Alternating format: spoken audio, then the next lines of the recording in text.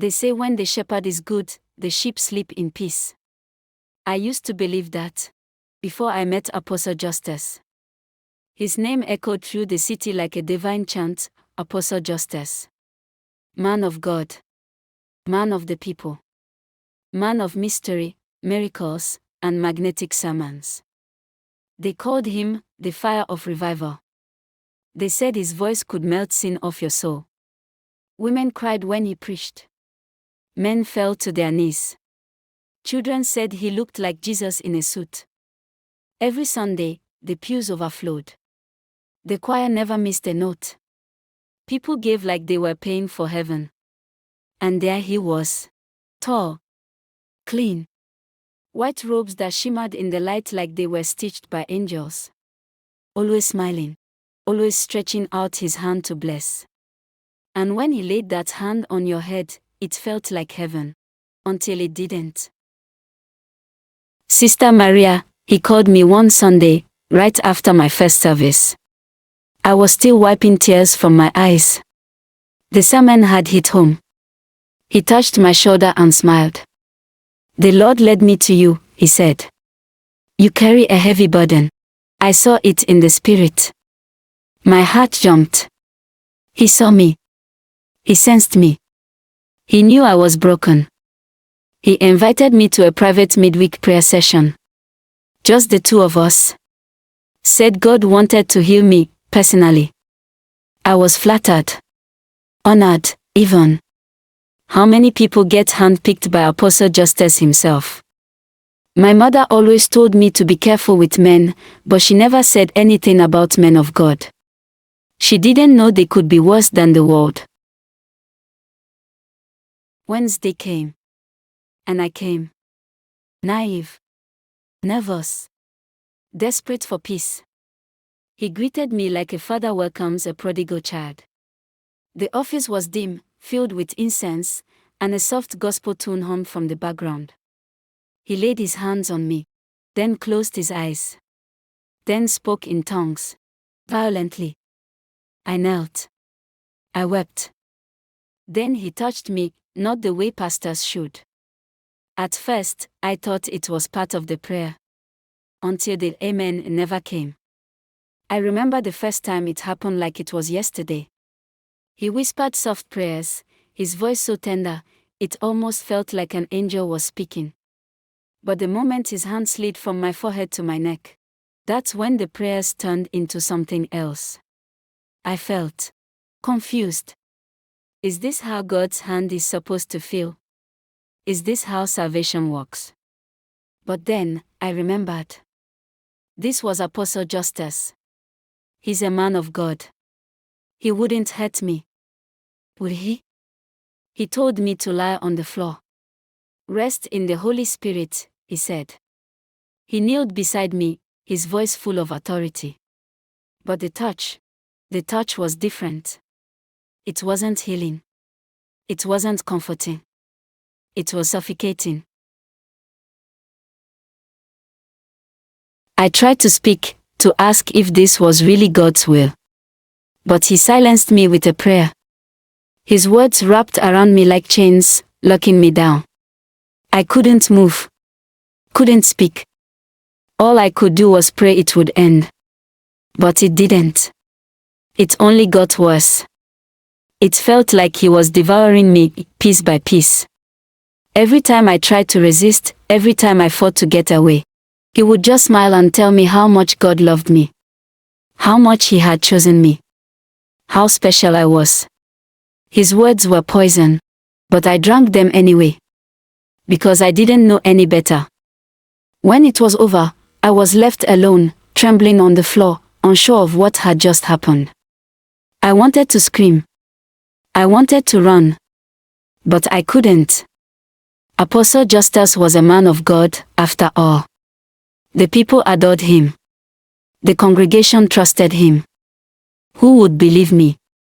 He smiled as I gathered myself, offering a tissue, a glass of water. See, he said. You've been cleansed. Healed. And I believed him. I wanted to believe him. But deep inside, something told me it wasn't right. That night, I sat in my car, staring at the church building. I didn't know what was more confusing, the guilt or the fear. How could I have let this happen? How could I have trusted him? But who would I turn to? Who would believe me over Apostle Justus? The man of the hour. The man with the crowd. The man with God's favor. No one would understand. No one would believe the lies he had whispered in my ear, or the acts he had committed in the name of prayer. Word started to spread. Not in the way you'd think, though. You'd think someone would speak out. You'd think someone would expose him for what he truly was. But that's the thing about power, isn't it? When you have it, you can bury the truth. And when you've got a following like Apostle Justus, truth doesn't stand a chance. You see, in that church, everything was perfect. Too perfect. The sound system was flawless. The seats were always filled. The praise was loud. The offerings were high. The apostle was adored. He had their hearts. He had their trust. When women like me tried to speak up, we were dismissed. It's the devil trying to tear down the church. You must have misunderstood. The apostle only wants to help. You're confused. He's a man of God. I saw it happen to other women who had been invited for private prayer sessions, women who were bruised, broken, and silent. One woman, I never forget her name was Chinyo. She came to me one Sunday after service. I could see the shame in her eyes, the quiet tears she tried to hide. She said, "He did the same to me." But we couldn't talk. We couldn't share our pain. Because every time we spoke, the voice of Apostle Justus would drown us out. Every time we tried to warn others, we were silenced by the church. The leaders wouldn't listen. The congregation wouldn't believe us. Who could ever believe that someone like Apostle Justus, a man with a voice that could calm storms, could be capable of such vile acts? They didn't know. They couldn't know. I once heard him say, "God's chosen ones are untouchable." And he was right. He was untouchable. No one dared to question him. No one dared to ask why he had so many private prayer sessions with the women. No one dared to ask why there were never any witnesses. No one dared to question the anointed. And that's what scared me the most. That's what made me realize, if I ever spoke out, I would become the enemy. The one who dared to accuse the man of God. The one who would be cast out. The one who would be labeled as unholy. I didn't know who to trust anymore. I didn't know who was the real sheep, and who was the wolf in sheep's clothing. But I couldn't stay silent.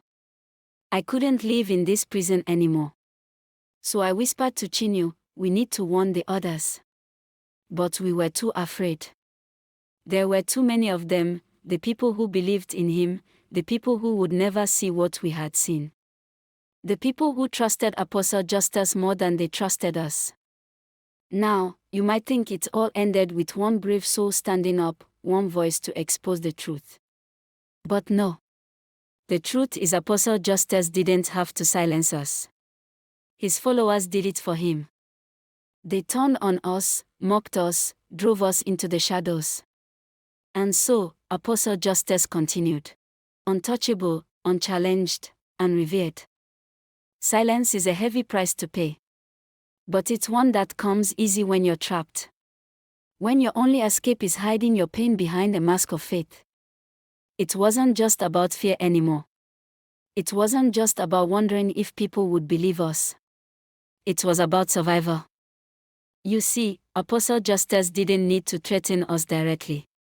He didn't need to raise his hand or shout. He had an army at his back. An army of people who believed every word he said. The church members were his shield. The leaders were his sword. And us. We were nothing but sacrifices for his kingdom. The first time I realized how much he controlled was when I tried to leave. I thought, maybe, just maybe, If I walked away, I could escape this nightmare. But they didn't let me. I remember the day so clearly. I walked up to the front desk after service, my heart racing. I told the receptionist, I need to talk to the pastor. I'm leaving. I can't be a part of this anymore.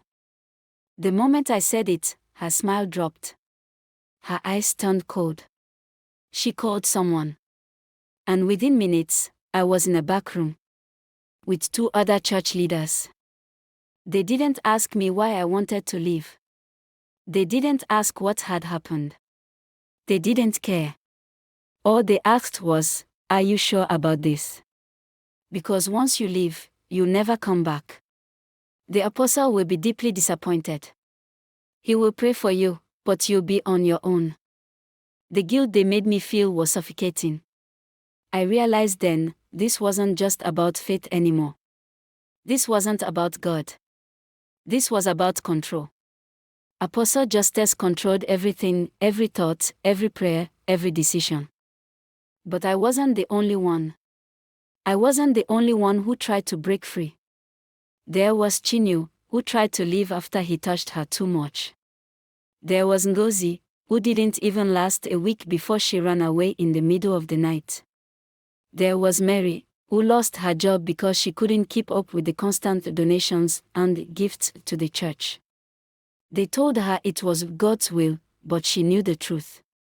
They were stealing from her, one tithe at a time. They all tried to leave. But the price of silence was their identity, their dignity. No one could speak out. No one could say the truth. Because once you did, you weren't just leaving the church. You were leaving God. I realized that Apostle Justus wasn't just a man. He was a brand, a cult, and a church. It wasn't a sanctuary. It was a machine built to feed him, to keep him on top, to keep his followers blind. I watched it happen over and over again. Women would come in hopeful, innocent, eager to find salvation. And one by one, they would disappear. Not physically, no. They'd still show up for Sunday service, still sing in the choir, still tithe every week.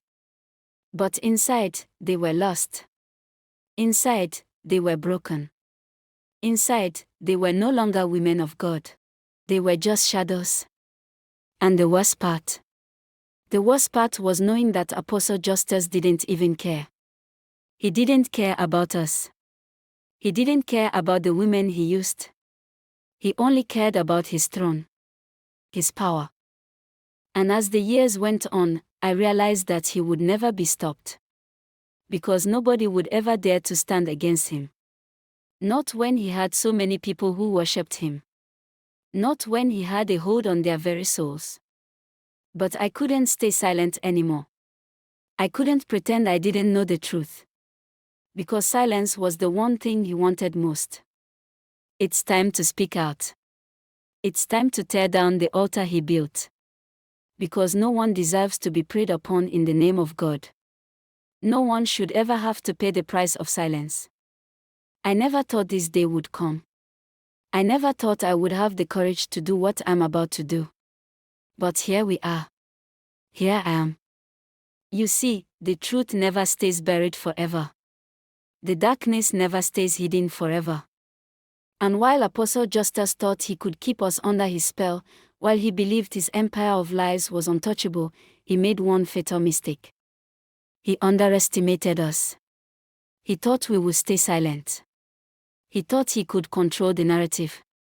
But the truth has a way of finding its way out. It was a small thing at first, just a whisper here, a look there. Someone overheard something they shouldn't have. Someone saw the truth when they weren't supposed to. One by one, the survivors started coming forward. Not all at once, no. Not in a grand moment of revelation. But in quiet, hidden meetings, in dark corners, in the places where the walls wouldn't hear us. There was Chinyu, now brave enough to speak up. She told her story in a trembling voice, but she told it. She told the world how she had been tricked, How her faith had been manipulated.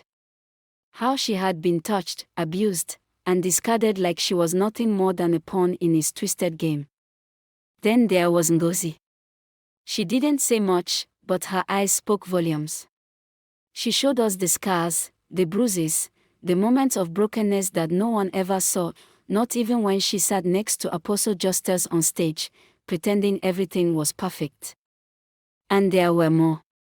A few brave souls willing to risk their reputation, willing to be labeled as traitors to the faith they once believed in. We started to speak to each other. We started to believe that we weren't alone. We started to realize that Apostle Justus didn't have the power he thought he did. He tried to shut us down, of course. He tried to discredit us. He told everyone that we were just lost souls, that we were sinners who had turned against God's anointed. But something in the air had shifted. People were starting to question. People were starting to look at him differently. Maybe it was the way he looked at us now. Maybe it was the way his smile no longer seemed as holy. Maybe it was the way he started getting defensive, the way his eyes would flash with anger whenever someone asked the hard questions. He was no longer the man of God. He was just a man, a broken, fragile man who had been living a lie. But the real awakening came when the police showed up. They weren't looking for a spiritual leader. They weren't looking for a shepherd. They were looking for a predator. It wasn't just the stories anymore. It wasn't just the whispers in the dark. It was evidence. It was undeniable. It was truth, raw, unfiltered truth. The women who had come forward had been brave enough to bring it all out. The authorities couldn't ignore the pattern, the destruction that had followed him everywhere he went. The police had gathered enough evidence to bring the matter to court. And in that moment, Apostle Justus' empire crumbled. His followers. They were torn. Some of them still believed he could do no wrong. Some of them stood by him even when the evidence stared them in the face. But others had started to wake up. The truth was out. It didn't matter if they wanted to hear it or not. The truth was out, and nothing could silence it anymore. And that's when I understood something. That's when I realized the lesson that Apostle Justus had taught us all, even if he didn't mean to. You see, faith isn't about following someone blindly. Faith isn't about giving someone the power to control your soul. It's about trusting the right people. It's about choosing your church and your religion wisely. Because not all shepherds are good. Not all shepherds are holy. Some of them are wolves. The courtroom was quiet. Almost too quiet. There was a sense of inevitability in the air, the kind of silence that hangs before a storm. Apostle Justus sat there, his once proud chest now deflated, his eyes no longer the confident, commanding gaze that had once won over thousands. Now, he looked like a man who had been caught, his mask slipping, his world crumbling. I sat in the back, watching it all unfold. The trial was long, days that felt like weeks. But every day, more and more pieces of the truth came to light. The women who had suffered in silence for so long were finally given a voice. They stood in the witness stand, one by one, telling their stories without fear, without shame. Some of them had never spoken to anyone about the abuse they endured.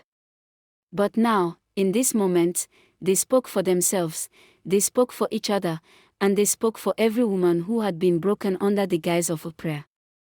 Apostle Justus, in his usual calm demeanor, tried to act innocent, tried to act like a man wronged by the system. But there was something different now. The court wasn't swayed by his charm. His charisma no longer held the same power. The prosecutor laid out the evidence, the recorded phone calls, the testimonies of the women, the hidden messages, the photos, the medical reports. There was nowhere left for him to hide. But still, he refused to admit his guilt. He denied everything.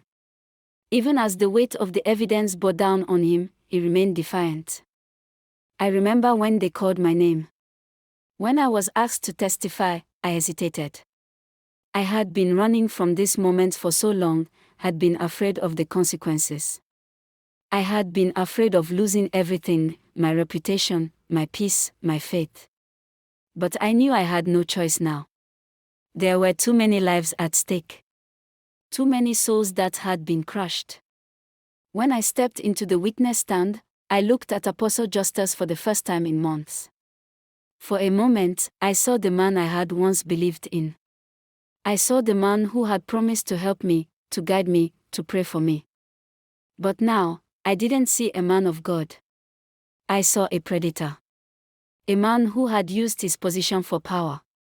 A man who had hurt so many, and now, it was time for him to answer for it. And answer he did. The trial came to a close after what seemed like an eternity. And in the end, the verdict was delivered. Guilty. Guilty on all counts. The room erupted in mixed emotions, some cheering, some weeping, some still in disbelief that the man they had called Father could have done such things. But for those of us who had been waiting for this moment, for those of us who had suffered in silence for so long, this was the moment of justice. The moment we had been waiting for. And though the legal battle was over, the emotional battle had only just begun. We had been betrayed by the very thing that was supposed to save us, our faith. Our trust. It was going to take time to heal, time to rebuild what had been broken. But one thing was clear, the truth had set us free. The empire that Apostle Justus built was not just a church. It was a fortress. A fortress of lies, greed, and manipulation. And like all fortresses built on weak foundations, it crumbled under its own weight. When the news broke about the verdict, it sent shockwaves through the congregation. At first, no one believed it. How could they? How could the man they had trusted, the one they had followed for years, be the same man who had destroyed so many lives? But the truth has a way of catching up with even the most powerful. I watched as the congregation split in half. Some of the members, those who had never questioned his authority, rallied behind him. They claimed he was being persecuted, that it was all a plot to bring down the Anointed One. They didn't want to see the truth. They didn't want to face the fact that their shepherd was a wolf in disguise. But for others, the weight of the truth was too much to bear. They left. They packed their things, left the church, and never looked back. But even in their exit, they didn't walk away whole. They carried the scars of betrayal. They carried the trauma of being deceived by the very person they had trusted with their souls. It wasn't just the church that was affected. The damage extended far beyond those walls. The community that had once stood so strong, so united under his influence, was now divided. Friends turned on each other. Families were torn apart. It was as if the very fabric of society had been infected. The fallout was widespread. Some left the faith entirely, no longer able to trust any church, any pastor. Others tried to rebuild their faith from the ground up, but they were left questioning every sermon, every prayer, every leader. And then there were the survivors. The women, the ones who had been used, abused, and silenced for so long. We had been the broken ones. The ones who had borne the brunt of his manipulation. But now, we were the ones who were finally standing tall. It wasn't easy. The scars, both visible and invisible, ran deep. Some of us sought therapy, others found support in new communities. But most of us, we found strength in each other. We became a sisterhood. A sisterhood built on the truth. We began to speak. We began to share our stories, not just for ourselves, but for the next generation of women who would one day come to church, looking for salvation, looking for hope. And we promised ourselves, we would never let what happened to us happen to anyone else. The Apostles' Empire. It was done. The church crumbled. The once mighty building that had been his headquarters was sold off. The followers who had once worshipped him now stood in disbelief, not knowing where to turn. Some sought redemption in new places of worship, others wandered, lost, uncertain of where their faith belonged. But one thing was clear: the world had seen the truth, and the truth could never be undone. And even though Apostle Justus was taken down, the damage remained. We couldn't undo the years we had spent under his influence. We couldn't erase the voices we had silenced in the name of faith. But we could choose how we moved forward. We could choose how we rebuilt.